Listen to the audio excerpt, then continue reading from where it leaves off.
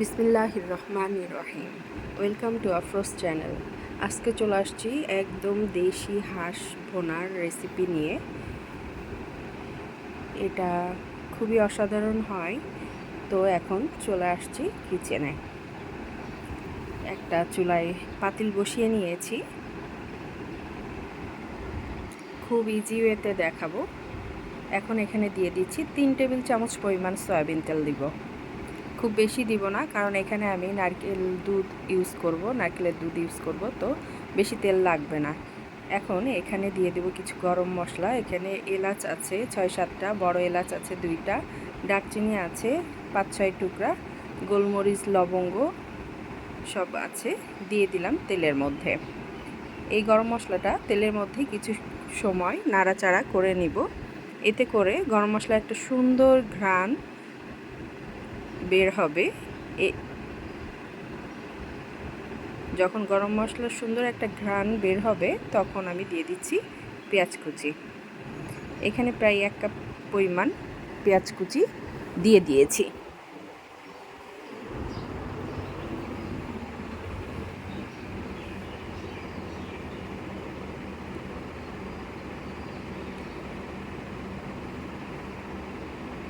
যে পেঁয়াজটা প্রায় লাল লাল হয়ে আসছে, এখন আমি দিয়ে দিচ্ছি মশলাটা স্কিপ হয়ে গেছে, তো আমি বলে দিচ্ছি। রসুন দিয়েছি, রসুন বাটা দিয়েছি 2 চা চামচ, আদা বাটা দিয়েছি 2 চা চামচ পরিমাণ, শুকনো মরিচ বাটা দিয়েছি 2 চা চামচ পরিমাণ, আর জিরা বাটা দিয়েছি 1 চামচ পরিমাণ, ধনিয়ার গুঁড়া দিয়েছি 1 চামচ পরিমাণ, হলুদের গুঁড়া দিয়েছি 1.5 চা চামচ পরিমাণ। এই তো, আপনারা চাইলে জিরার গুঁড়াটাও ইউজ করতে পারবেন, কোনো সমস্যা নাই। তো এখন তেলের মধ্যে মশলাটা ভালো করে কষিয়ে নিচ্ছি।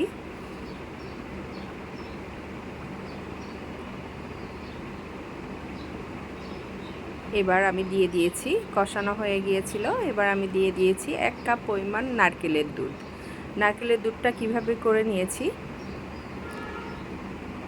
আচ্ছা, নারকেলের দুধটা দিয়ে এবার আমি হাঁসের মাংসটা দিয়ে দিয়েছি। এবার আমি এই মাংসটা খুব ভালো করে কষিয়ে নেব। এর জন্য ঢাকনা দিয়ে দিয়েছি, যাতে খুব দ্রুত মশলাটা মাংসটা নরম হয়ে যায়। এর জন্য ঢাকা দিয়ে দিয়েছি। আমি ঢাকা দিয়ে মাংসটা রান্না করব এবং মাঝে মাঝে মানে নেড়ে দিব, যাতে তলায় না লেগে যায়। তো এই যে মাঝে মাঝে একটু নাড়াচাড়া করে দিচ্ছি, যেহেতু নারকেলের দুধ দিয়েছি, নিচে লেগে যেতে পারে। নারকেলের দুধটা আমি কিভাবে করেছি, নারকেলটা কুড়িয়ে নিয়ে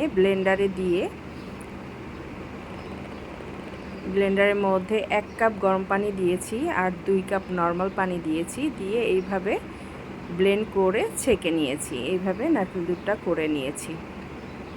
কষানো প্রায় হয়ে আসছে। এই পর্যায়ে আমি দিয়ে দিলাম 1 চা চামচ পরিমাণ জিরা বাটা। কষানো হয়ে আসার আগ মুহূর্তেই জিরা বাটাটা দিলে টেস্টটা কিন্তু খুবই ভালো আসে, এবং হাঁসের যে একটা গন্ধ থাকে, এই নারকেলের দুধ দেওয়ার কারণে গন্ধটা কিন্তু একেবারেই থাকে না, এবং টেস্টটা খুবই ভালো আসে, খুবই টেস্টি আসে।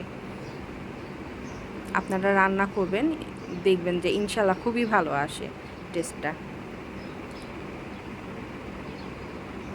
তো জিরা বাটাটা দিয়ে এবার আরও কিছু সময় ভালো করে কষিয়ে নিচ্ছি।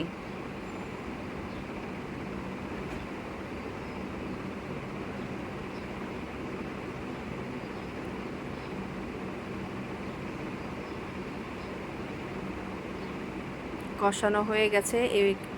এখানে আমি দিয়ে দিচ্ছি 3 কাপ পরিমাণ নারকেলের দুধ। এখানে আমি কোনো পানি ইউজ করব না, এই নারকেলের দুধটা দিয়েই কিন্তু রান্নাটা করব।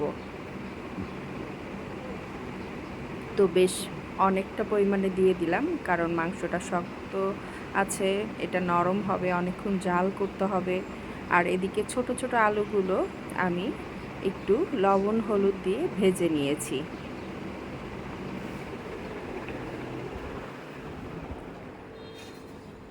মাংসটা হতে থাকুক, এখানে আমি তৈরি করে নিচ্ছি একটা স্পেশাল মশলা। তো ছোট্ট একটা পাতিল বসিয়ে নিয়েছি, এখানে দিয়ে দিচ্ছি 4-5টা গোলমরিচ, একটা এলাচ দিয়েছি, 1 টুকরো দারচিনি দিয়েছি, একটা লবঙ্গ দিয়েছি। এই তো, এটা দিয়ে হালকা তেলে এই মশলাটা আমি গুঁড়ো করে নিব।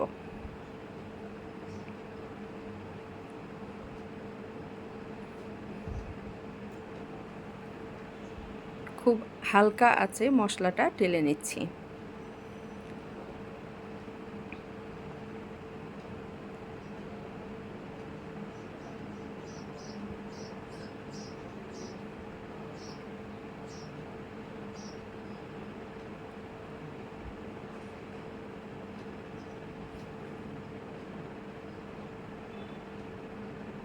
যখন দেখবেন মশলাগুলো ফুটে ফুটে উঠছে তখন বুঝতে হবে যে মশলাটা টালা হয়ে গেছে।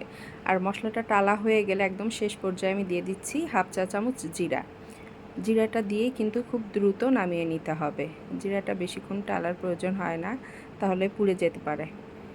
তো মশলাটা টালা হয়ে গেছে,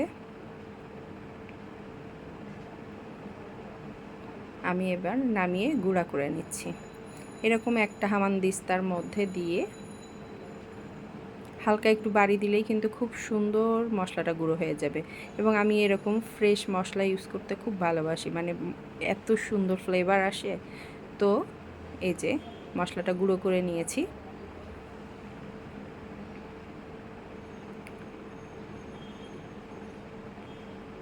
এখন মাংসটার হাঁসের মাংসের উপরে অর্ধেকটা দিয়ে দিব। এখনও রান্না হতে কিন্তু বেশ কিছু সময় দেরি আছে, সময় লাগবে। তো এই পর্যায়ে আমি অর্ধেকটা মশলা দিয়ে দিয়েছি। আর এই যে এতটুকু মশলা রেখে দিচ্ছি, একদম হয়ে আসলে উপরে দিয়ে দিব। তো রান্না প্রায় হয়ে আসছে। এখানে আমি দিয়ে দিচ্ছি বেশ 5-6টা কাঁচামরিচ দিয়ে এবার ঢাকা দিয়ে দিব।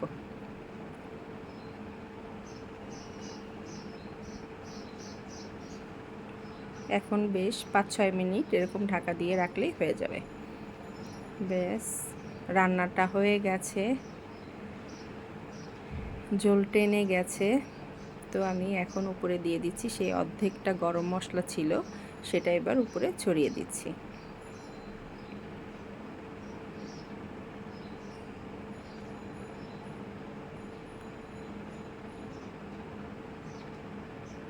চুলাটা অফ করে দিলাম, রান্না হয়ে গেছে। তো আপনারাও এইভাবে ট্রাই করবেন, ইনশাল্লাহ ভালো লাগবে। ওকে, থ্যাংক ইউ, আসসালামু আলাইকুম।